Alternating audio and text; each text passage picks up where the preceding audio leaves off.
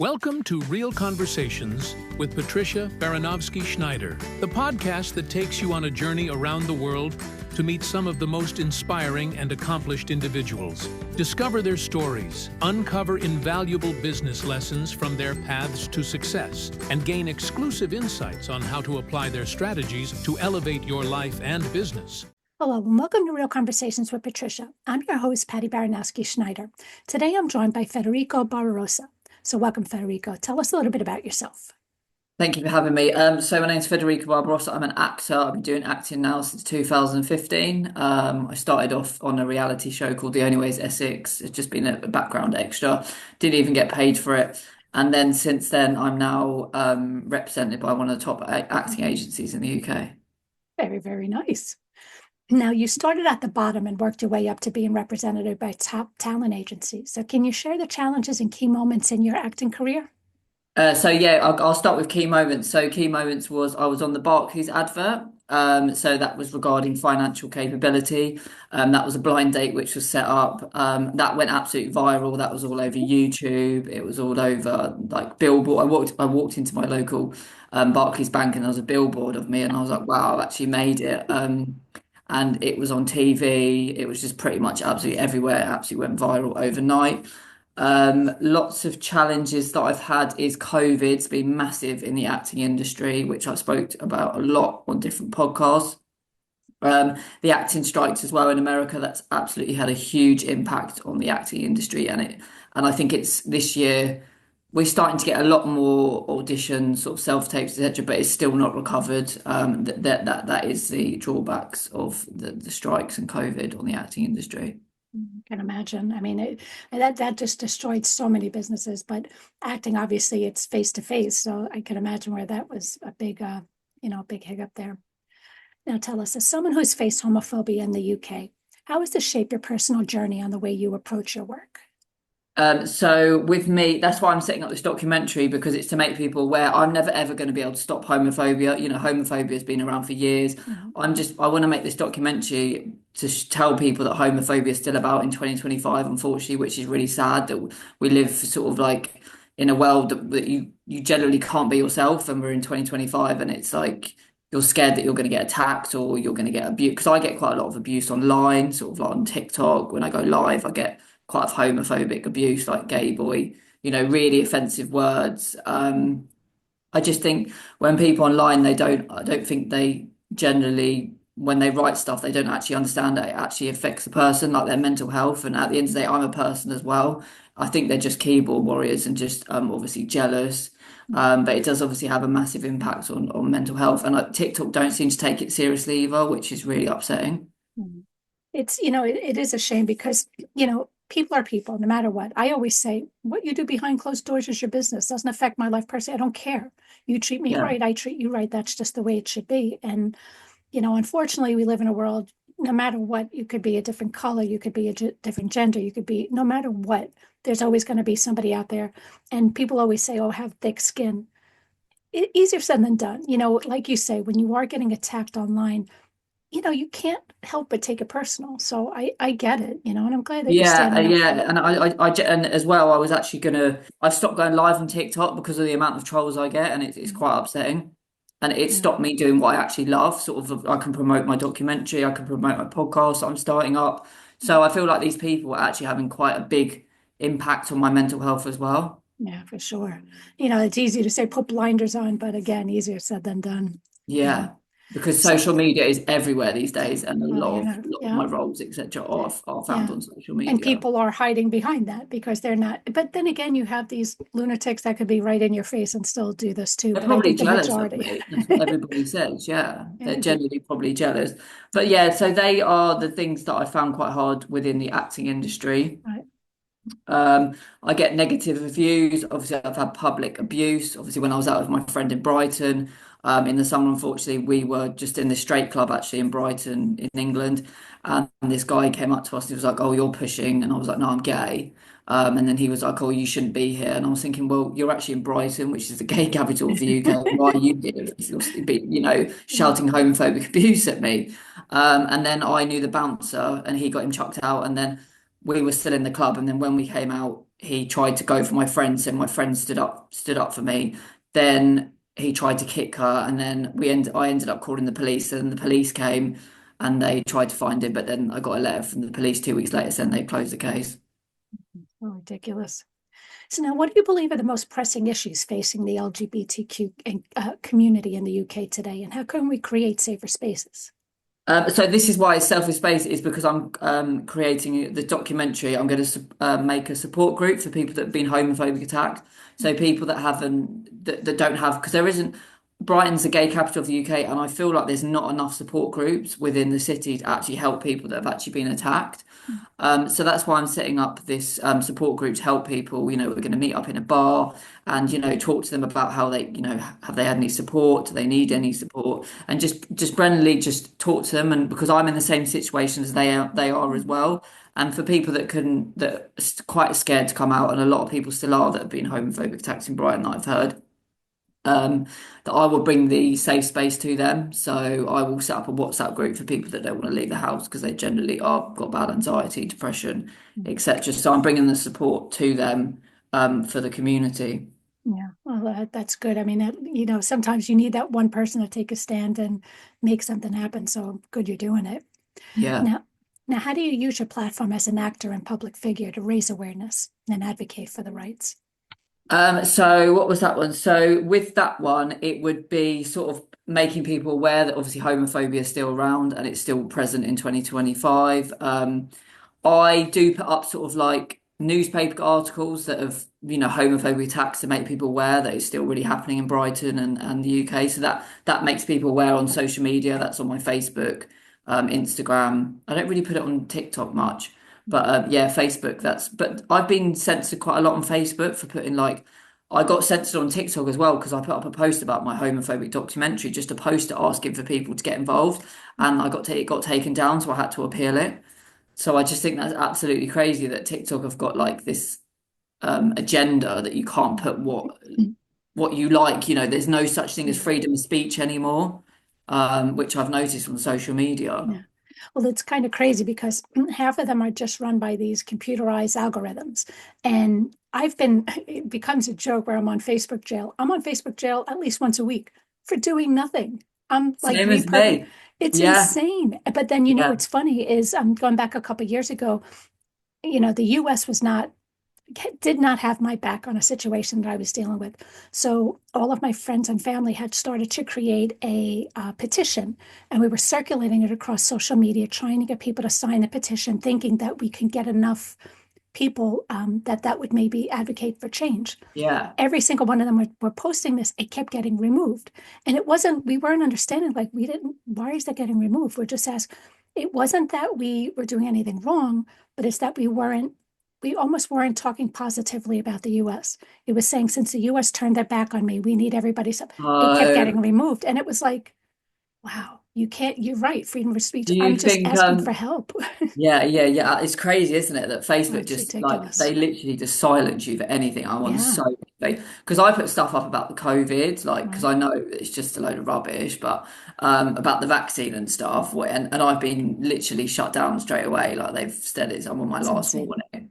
But when you Yeah, see half the crap that's posted on here, it's like, that's yeah, allowed, but this is. yeah. And going back to social media as well, I've heard isn't TikTok getting banned in They America? supposedly were getting banned, but then last rumor was Elon Musk was going to purchase it, blah, blah, blah. So who knows? I mean, Really? Yeah, because obviously that for you as well, will that have quite a big impact on your people? Because obviously a lot of businesses as well on TikTok and yeah, a lot of people go where the audiences are. So when TikTok was a big thing, everybody wanted to be on it because that seemed to be where everybody was. But, you go through the motions. Once upon a time, it was MySpace and blah, blah, blah. So, yeah, I remember that. Yeah. Badu and Bebo. yeah. It was Bebo that was quite Yeah, yeah. I mean, it's just, again, like I said, even with the media, I don't even watch the news anymore because it's all baloney. They tell you what they want you to hear and not what's the truth, not what's really happening.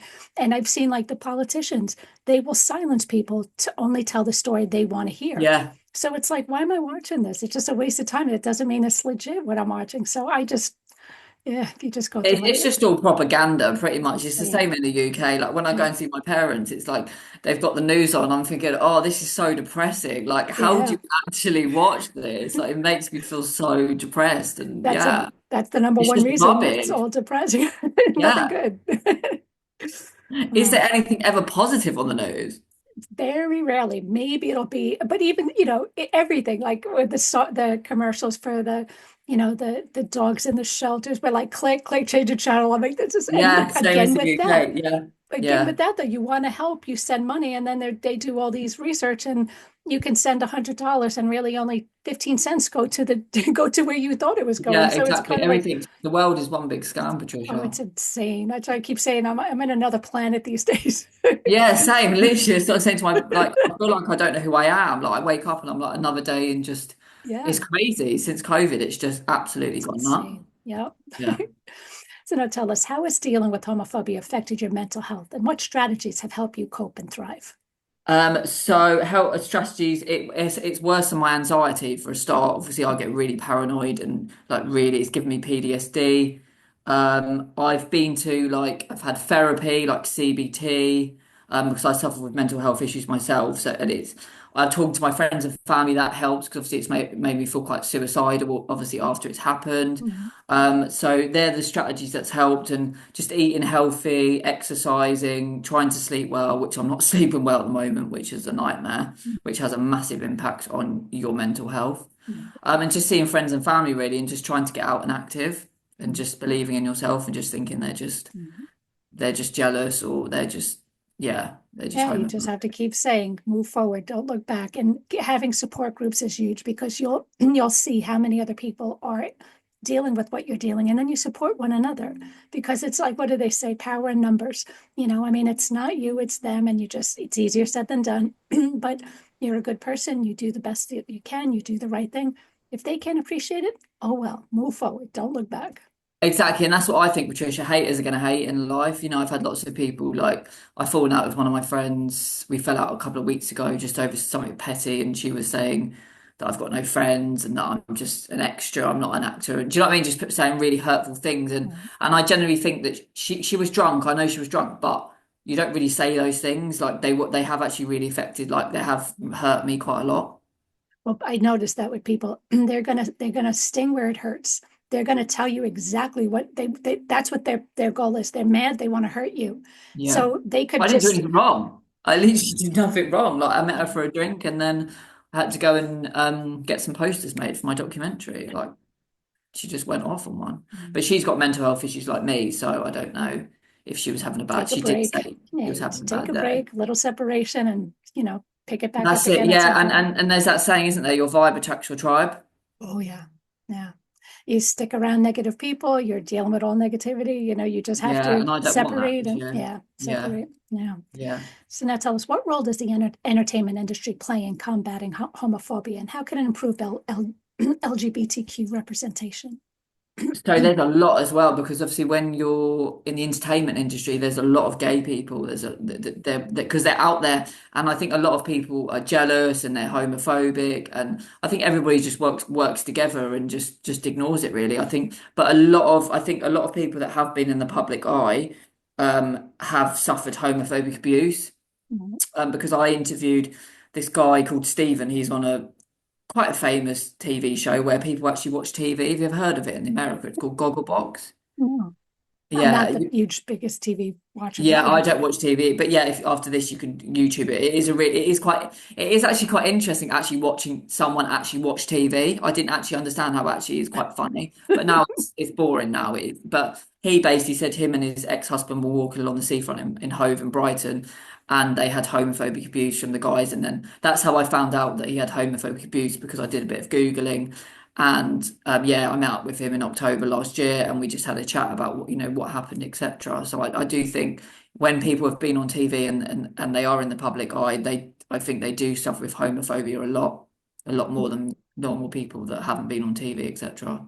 Well, it is kind of tricky. Like, I'm such a Britney Spears fan, and same with her.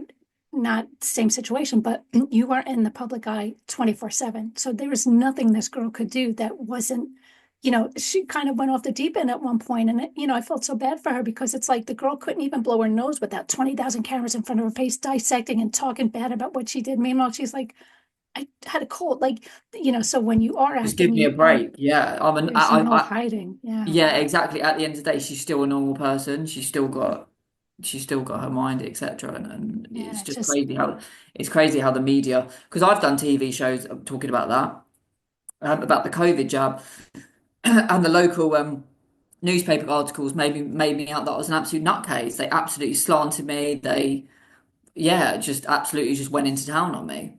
you can't catch a break. Like I just happened to see on social media, like Mel Gibson, I guess, he's in California and the devastating fires that are happening there. My Yeah, it's heart goes out awful, to them. isn't it? Yeah, LA, But yeah. he hypothetically made a comment saying, oh, well, how do we know that it was actually a fire? And that, the rumor was that, you know, California wanted to get rid of many homes to make it, different how, Yeah. because he said that that's it, they're blasting him across it. He's an actor. He's made millions. He doesn't need to, jab the world just to try to get recognition. He's just stating it. But again, they're going to attack him to no end just because nobody liked what he had to say. I don't know if Yeah. it's right or wrong, but freedom of speech. He said what he said. So what? But unfortunately, when you're in the spotlight, everything is in the spotlight. That's it, exactly. And I've been like that as well, like when I've done TV shows as well and films, etc. And I've just got on X, just absolutely just like rinsed with trolls and yeah, abuse. Like I've had death threats and stuff when I did that Oh, COVID vaccine show, yeah, in the oh, it's UK. ridiculous. But the funniest thing as well about that, you have to look it up. It's called Unvaccinated. Yeah. It was done in 2022, and it wasn't even up for less than a year, and it got taken down because they had like I think it was like over 1,000 complaints. Like the BBC, because you know what the BBC like, they just lie about everything. It's propaganda rubbish. I did that show because I wanted to just get my point across about what the vaccine's done to people that I love and but a lot of people twisted it when I did the show. They were like, "Oh, well, he's an actor. The BBC paid him, and he's a crisis actor." And I had to, that they were screenshotting my, acting profile and saying the BBC paid him to go on there as crisis actor, and I had to put the story straight. So I went on it's called UK Column in the UK, and they talk out about COVID, etc., and about all general knowledge about what the scam world we live in now. And yeah, I just put the story straight pretty much, and yeah, people still went on about it. There's, give you an example. I was in an article for something that had happened to me, and people just say post the article. You're always going to have negative people, but I'm reading the comments. They were tearing me to pieces, and I spent like an entire week defending myself, Yeah, and then finally I was like, what was the whole point? Like, and everybody's like, oh, that's how people are. Just ignore them. But you got your point across. I'm like, but I feel 10 times worse just reading this. They made me feel like I was dirt, and yeah, I'm exactly. like, Yeah, this was insane. I get So you. it's hard Yeah, to turn it off and just say, do what's right and ignore these people because it's hard. So I get it. yeah. Now, telling us facing adversity can lead to resilience and growth. So, what have you learned about yourself through your experiences with discrimination? So support groups, LBT focused groups, places as well. More people aware of the ongoing homophobia, so I'm making it more aware that it's still happening in the UK and we're in 2025. Ambition, subjects, so to create a safe space, which I've explained, yeah, to make people aware that it's still happening in 2025. And like I said, I'm not never going to be able to stop homophobia, but it's just to make people aware that it's still going on and people are suffering in silence. Mm. Because I met this, well, I didn't meet, I interviewed this mum and son. They started up an app for people that have been homophobic attacked in Brighton. So the app is basically one of their friends was on a night out in Brighton and they got homophobic attacked, but they had nowhere to go. So they started up this app from the experience what their friends suffered. So it's called BOBU. It's in the UK at the moment, but I think they want to sort of go worldwide eventually, which is absolutely amazing. So so they have it in like bars, nightclubs, restaurants in Brighton, London. I think they're launching as well in Scotland. And in the window, in restaurant windows, they've got like a sticker that represents that they support BOB, and you can go to it if you've been homophobic attacked. So then you've got a safe space to go to within the city. Yeah, I noticed that areas, it depends. Like I'm from Manhattan. I remember I'm born and raised there, so it's definitely come a long way. I'd say it's predominantly gay oriented there, which is fine. Like I said, they're some of the greatest people. I mean, I don't care what you do behind closed doors. It does not affect me personally. Yeah, exactly. So, That's what I think. Yeah. but it seems where it depends where you go. Like I'm in Long Island now. It's starting to branch here a little more. Like I'm seeing the flags and stuff like that. Again, I don't care, but you're seeing people starting to get a little more accepting because people are such creatures of habits. This is just how it was. These, neighborhoods were specific, maybe, um, you know, uh, certain, sorry, certain nationalities. Everything's changing now. Yeah, So yeah, yeah, people yeah, are yeah, yeah. slowly adapting. But some places, like I know here, if you go down south, got a long way to go for that. But Oh, really? Yeah. And it's the same as in the UK, pretty much. Yeah. yeah, but it is Uh, changing. I went to see friends in Florida. Again, very, very gay oriented there. And I was like, wow, it's definitely evolving. So I don't get out much, so travel much. So it was nice to see that it is evolving, elsewhere. But it is a slow process because people are such creatures of habit. They like what they like, they have their routines. Now you're changing it. But again, yeah. you're Do they not have telling everybody you have to be like this too. I don't care what you do. I'm Yeah, just a person. exactly. Yeah, exactly. I don't know why people have to be so prejudiced about what people look, because obviously people comment on my look and like just whatever. It's just like their time must be so boring that they want to talk about my life. That's what I think. But yeah, I've been to New York as well. I went there when I was at college. I did travel and tourism. We stayed in like a hostel, and we went to like the Bronx. We went to like Statue of Liberty. All the massive like tourist. But yeah, it was great. I'd love to go back to New York. Yeah. Yeah, it's on my cards to come back there, definitely. No, definitely. And they're very accepting because again, it's kind of like it's very expensive to live there. So whoever you are, if you can afford to be here, you're just no different than me. You're a great person because, and that's the whole thing. Is like people always think they're better than someone else. We're all the same. Nobody is better than anybody. And the Yeah, the quicker exactly. people Yeah, realize that, the better this world will be because we're going downhill fast. exactly. I was just about to say that people think they're so much better than you, and it's like, no, you're not. No, we're all the Don't put me same. And down just what because goes you're. up comes down, and they'll learn that eventually. Yeah. Yeah.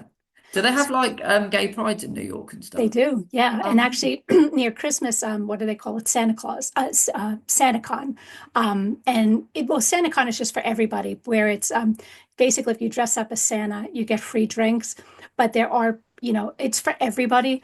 But like especially the gay bars, I mean, they are just, I mean, they're, oh, because cool. Yeah, I really everybody can wanted to go party. there. It is Yeah. amazing. I mean, it's so much fun because these guys love to party, and so it to me, I just love going around there and just seeing Yeah, I everybody bet. having a good time. But it is, we have gay pride and not just in New York. I mean, New York is a big one, but I know Florida has one. A couple of states actually have them, and LA? that's a big thing. LA's. I'm not really sure, to be honest, but I Right. mean, I do know Florida and New York definitely have, Yeah, and nice. it's I'll have to look when that huge. is. I might have to come to it this year. Yeah, no, it's definitely a lot of fun. So many people, straight people go, well, straight accepting people go. It's just a lot Well, of this fun. is it, and this is another thing, Patricia. When Gay Pride happens in August, like I mean, thousands and thousands of people come to Gay Pride in Right. Brighton. Right. But I think a lot of the homophobic attacks are from people that are not even from Brighton. I think when they visit the city, unfortunately, some guy got raped about a few weeks ago now by two guys. I think he came out of a gay bar at half three, 4 a.m. And he got raped by two guys in this alleyway. Thank God the police have found them, but apparently the guys weren't even from Brighton, they were from near London. So going back to the statistics I got from Sussex Police, there was 277 homophobic attacks between January and September year. They're the ones that have only been registered. Mhm. And then the local council said there was only 11, but I don't believe that whatsoever, that there's been 11 homophobic attacks between January and September last year. I People think just, they're they're lying because embarrassed. They don't want to talk. they Yeah. don't want to bring bad publicity to the town. They don't want to stop people coming for tourism, economy, leisure, because Brighton's a massive, it's Mhm. got a massive gay scene. It's got like a little village. But that's the thing. If Gay people pods. don't like it, then don't go there. Go someplace else. I mean, I think I posted something about that like on Facebook one day. It was like, we could agree to disagree. You don't like abortion, don't have one. You don't like it, don't be one. Just because you don't like something, what do you think your voice is going to put an end to it? Then just don't do it. Yeah, this is it. And I put up an advert for just advertising for my homophobic documentary on a Brighton group. And I can't remember, it's on my TikTok, you have to have a look. I can't, and some woman just said, "Oh, what about the gay people? They're nasty to straight people." And it's not always, you can't just Yeah, she was They're like, nasty when you're nasty first. Or sometimes they are fun. They'll just tell it like it is. But you know what? I'd rather you tell it like it is than be phony to my face and talk crap about me behind my it's on back. my TikTok. You'll have to see. Yeah, oh, you'll have to. It's on my TikTok. I did like a video about it. I screenshot it, and I was like, "This comment." So now tell us, how do you balance your ambitions as an actor with your advocacy work?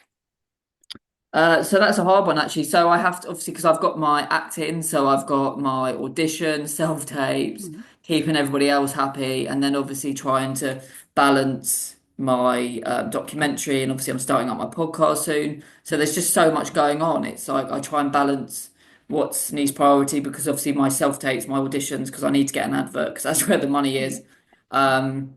So I always prioritize my acting over my documentary, but then when I haven't got any auditions, etc., I'm always finding new sort of ambitious. I'm a very ambitious guy that's always finding new sort of things to come up with, etc. Yeah. Keep So busy. Yeah. Well, you definitely sound busy. Yeah. So now, what advice would you give to young LGBTQ individuals who face similar challenges and aspire to succeed in their career?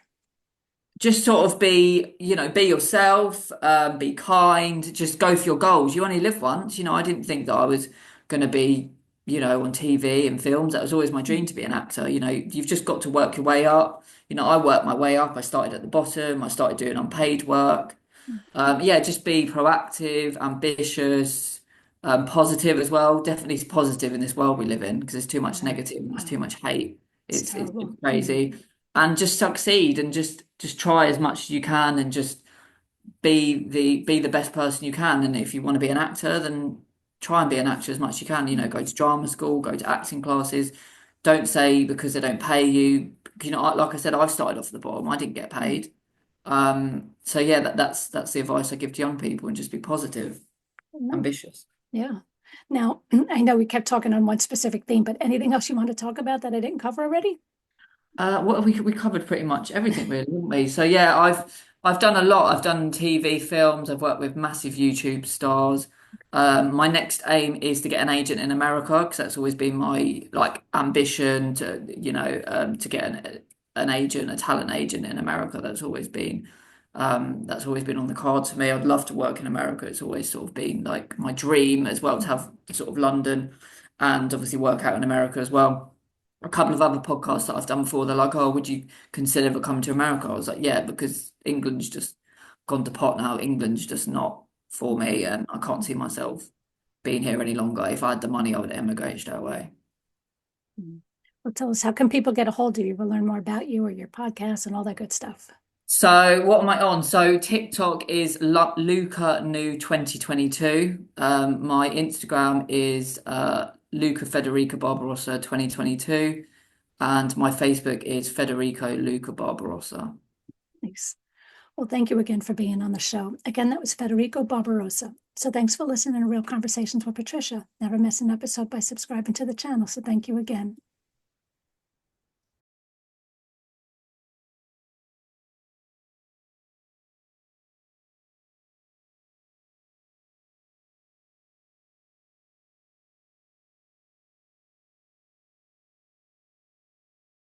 Thank you for listening to Real Conversations with Patricia, talking with some of the most brilliant minds on their journey to success and their recommended strategies. Please leave your feedback and visit pristineadvisors.com to get the latest and greatest business advisement on the planet. Feel free to let me know your thoughts, suggestions, and anything else you'd like me to cover. Together, we can make success happen for all.